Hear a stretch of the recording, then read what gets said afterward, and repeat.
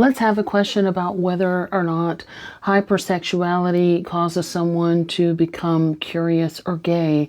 Hi, my name is Dr. Natalie Jones. I'm a licensed therapist. I've been counseling women and men for quite some time. And I think this is actually a great question that I have here from a commenter. She says, thank you. Do you think that hypersexuality leads to a warped sexuality, like a straight man could become curious? So I think it's an interesting question because I feel like it's more of a chicken or the egg question, to be honest with you. So and let me say more about what I mean by that. And I also think it can be kind of different for women and men. So for me, usually I'm trying to think. I don't know that I've ever had a time where I've counseled someone who has been hypersexual without experiencing sexual abuse first. So I'll say that off top. Most people who have experienced it, and just for argument's sake, I won't say all. I will just say that all that I have counseled or encountered, when they're going on and on like that, there is usually a history of sexual abuse or sexual trauma. Things could be exacerbated by substance abuse, severe mental illness, such as bipolar affective disorders and things like that, where people go through manic phases. So things sort of ratchet up more than they normally would. But one of the things that I think, specifically with men in hypersexuality, in addition to it being a form of avoidance or escapism for men, a lot of times what I have found is that men who are very hypersexual are usually trying to internally prove their masculinity. And they're trying to prove their masculinity to themselves and maybe outwardly, unconsciously to others, usually because that has maybe been something that they've questioned or they continue to question about themselves. And usually that comes from an experience, an early traumatic sexual experience. A lot of times that traumatic experience is with another man, and they were a boy, so a man versus boy. It could also have been with a woman, or there's a lot of sexual practices that are also normalized in the home when it comes to boys. So a lot of times, there may be fathers or mothers that want to prove that their young child is not a sissy or a punk, is what they call it, and not trying to be offensive, but I've heard this type of talk, derogatory talk, when it comes to boys, especially, many times, 1,000 times over and more. And so what they'll do is they will solicit an older friend to come over and teach him how to be a man. They may solicit a sex worker or a prostitute, or a sex worker to come over and teach him how to be a man and show him the ropes so he can go on and get out there into the real world and confidently be a man. And a lot of boys are maybe left at home alone and left to their own devices, or childcare is left up to family friends and family cousins who are much older and will start touching and experimenting on boys and women at a very early age. And so, when they start to experience emotional distress and they don't know how to cope with overwhelmed emotions, they will turn to sex as a form of relief.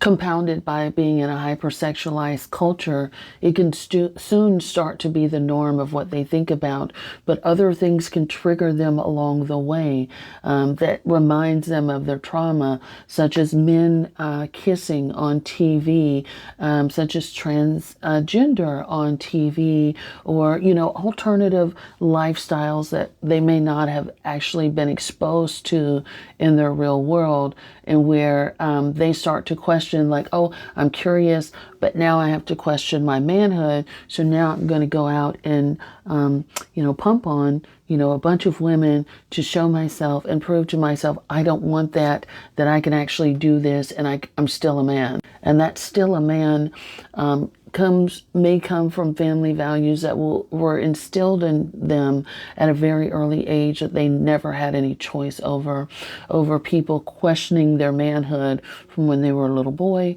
They may have been emasculated as boys and teenagers and so on and so forth. So a lot of times people may have already been thinking about things and been exposed to things before they even knew about them. And then when there's like a flash of that on TV or on social media, they just are naturally drawn back to it.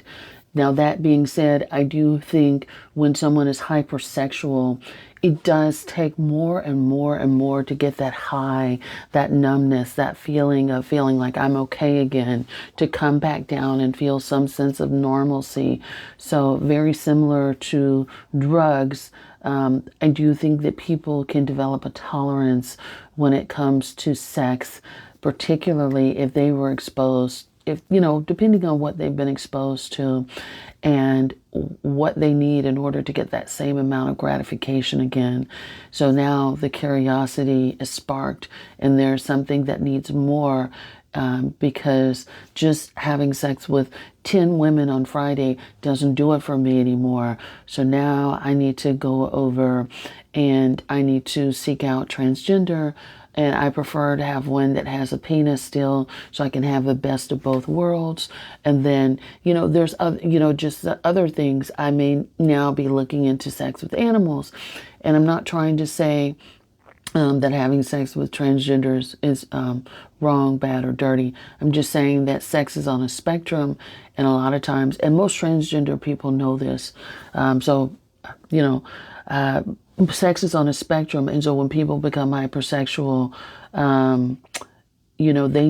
they're looking for that, and which is why one of the primary complaints of transgender, at least for me working with them over the years, is that they are objectified or sexualized, and no one really wants to be in a relationship with us because they view us as, something that piques their curiosity that they want to try.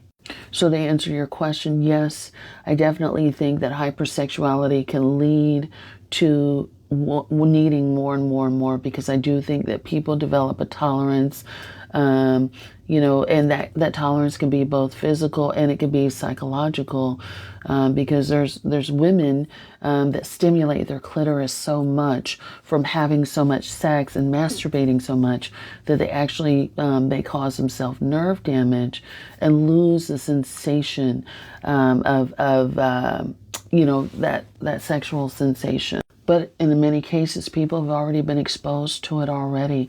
So even as young children, children may have been exposed to threesomes, group sex, all sorts of things.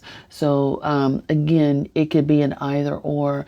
It's not always just a linear trajectory, although in many cases it is. But a lot of times they started with that, or that's what they were exposed to. And many people, although they're hypersexual and they're chasing that high, a lot of them don't necessarily feel it. A lot of them are still very much emotionally and psychologically numb, and they're not even really active participants, because a lot of people who are hypersexual are also high off of a substance as well, because they're still very much experiencing trauma.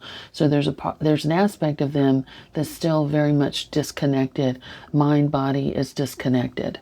So I want to thank you so much for asking this question. I really appreciate it. It's actually a good question to think about. And of course, if you like this, definitely subscribe to my newsletter, my podcast, A Date with Darkness, podcasts across all platforms. Everything is linked in my bio. Thanks so much.